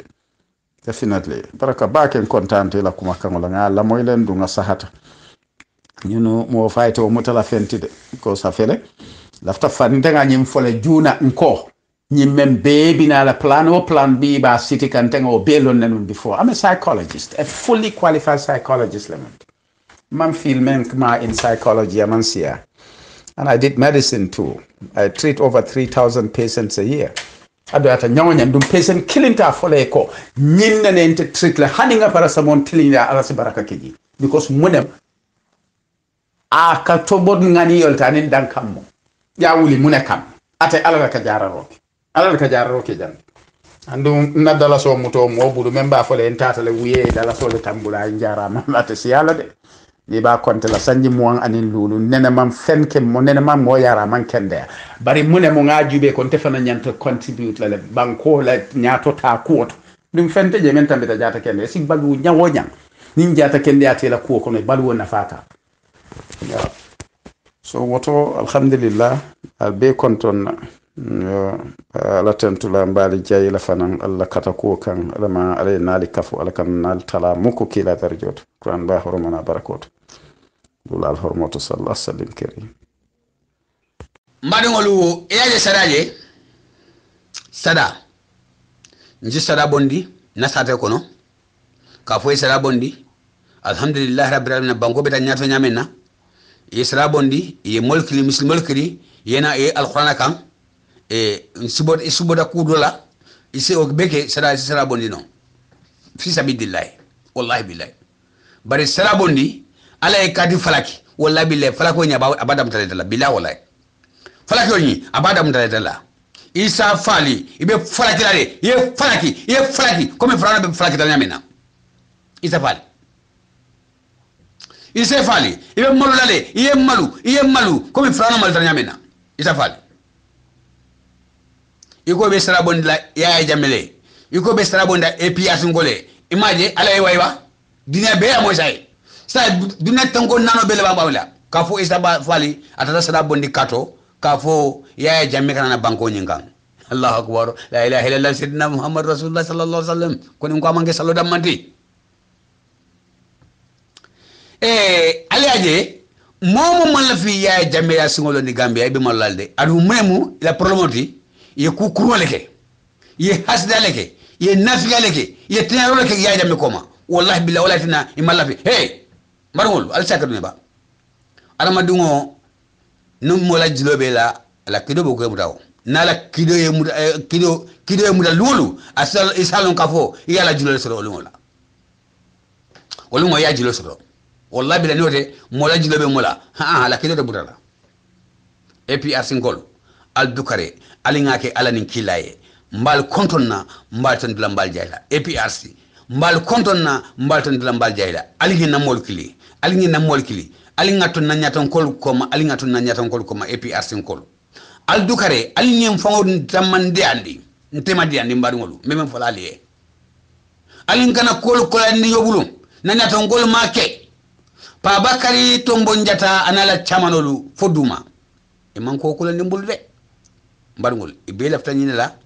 kanatu maloto APRC e kanatu Gambia konato batato e bo batato wallahi billahi la be makolale billahi wallahi la be makolale ala ba solale aba makolale mbadi APRC ngolu mbal kontona momo to nyimala konto nyimala ni Gambia mo kandolu alna bani wala Muhammad Bajabe si experience assalamu alaykum rahmatullahi taala wa barakatuh assalamu alaikum bate mo for mo montalon jay mana Allahumma salli ala kilana asaibul barakut Gambia na wata wato do bija ko ka kawo ku aten Gambia banko ka because modo lu bije ne tar ko jube mandin ka kebal e ka kuma mun fo wolon to nyata do be to nyaare e ko do bija se tubabu ka rawnki kabrin banku fata wuro bula fasam fata wuro bula badin di mero mu wuduta bi wala da hakilo la wala hakilo yiro watati bari doctor abe kala bante ala ba be ko matron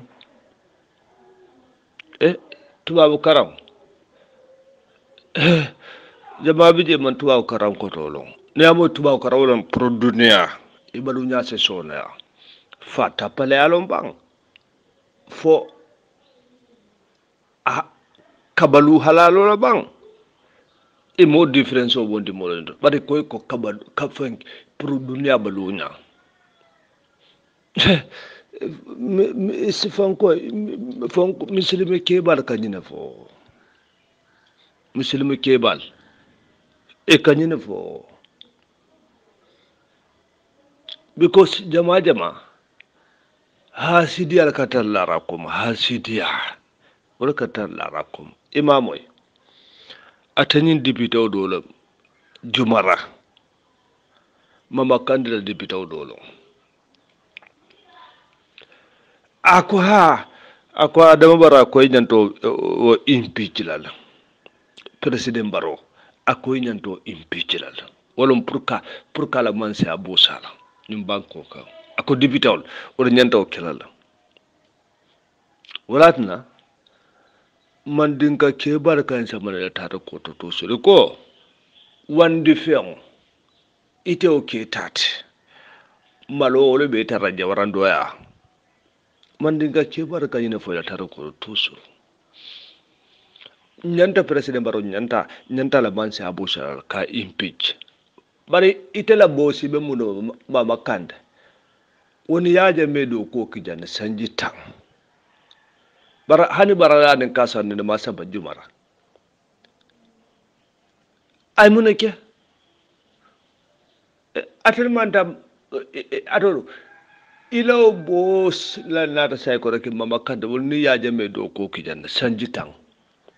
para ya jame ben kala bante amu bele banko kanja kamol fa kadol yemandi kadol samba e presimen ka tajiri atilin dolla kadol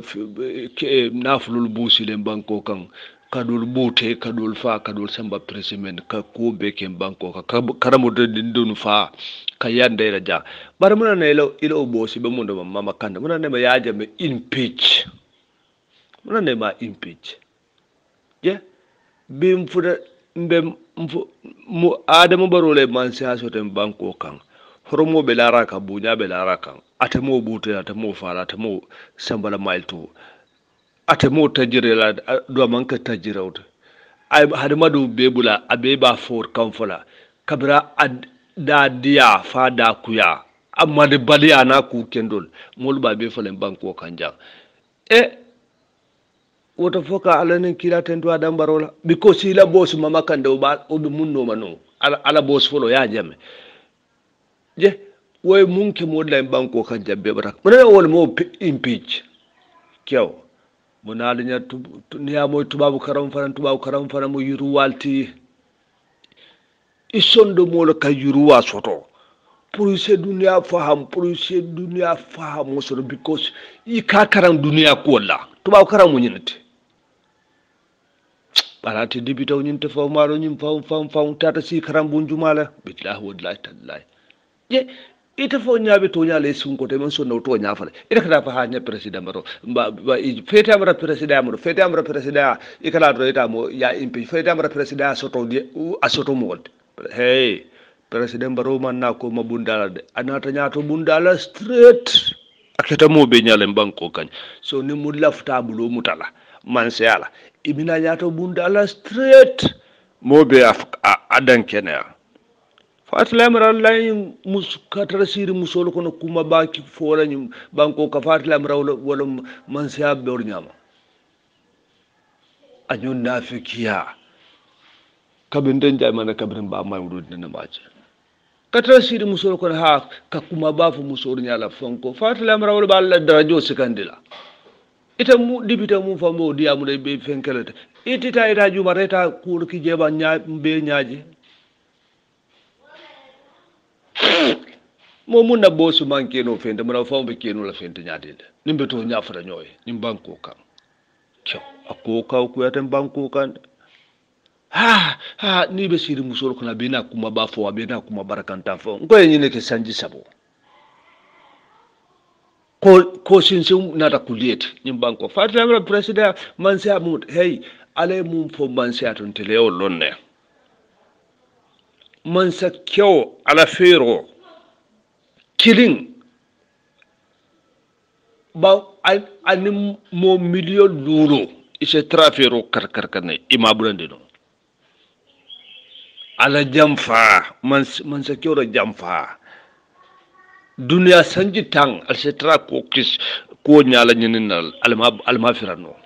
ala hakilo to da hey adama barolo be jang banko kan jang kunu atel tarta jang bi atel bi jang so no man dia muye foni si so kure ina e kumbeng duni ina e kumbeng banko ka te watila de ate watla nyunon to nyaat banota na fikia sembo wata I wulta jana ha sen sabo ba wudla ko nyambo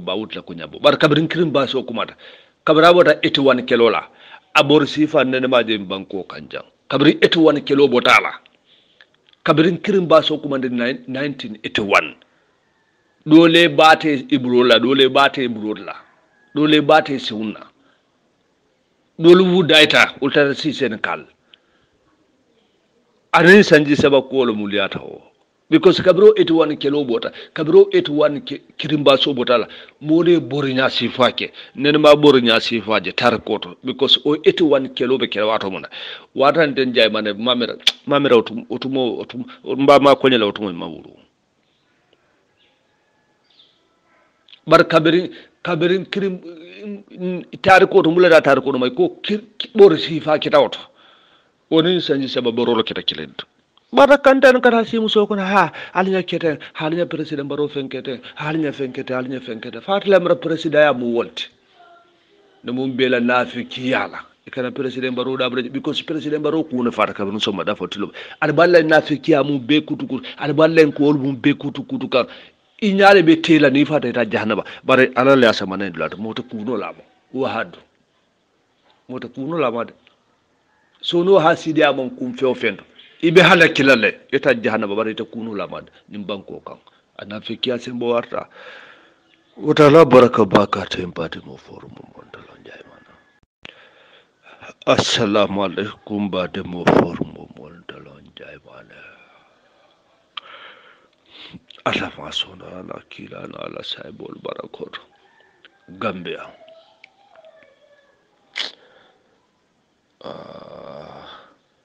modul be Gambia wol mo molti mo yalon ko wol alewul dada beti adron kama